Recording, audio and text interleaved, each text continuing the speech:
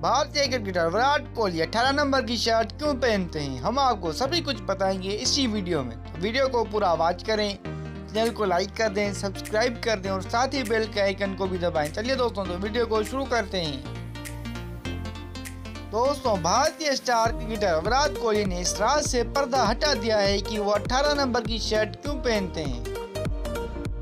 دوستوں، اپنے ایک انٹرویو کے دوران وراٹ کوہلی نے شرٹ کے نمبر سے جڑی کہانی سناتے ہوئے بتایا کہ انڈر 19 ٹیم میں مجھے پہلی بار 18 نمبر کی شرٹ ملی تھی۔ میں نے یہ شرٹ نمبر لینے کے لیے نہیں کہا تھا، یہ نمبر مجھے دیا گیا۔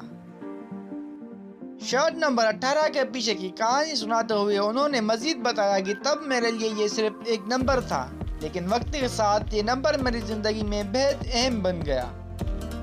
دوستوں، وراٹ کوہلی نے بتایا کہ بھارت کی قومی کرکٹ ٹیم کے لیے میرا ڈیبیو 18 اگست 2008 کو ہوا تھا۔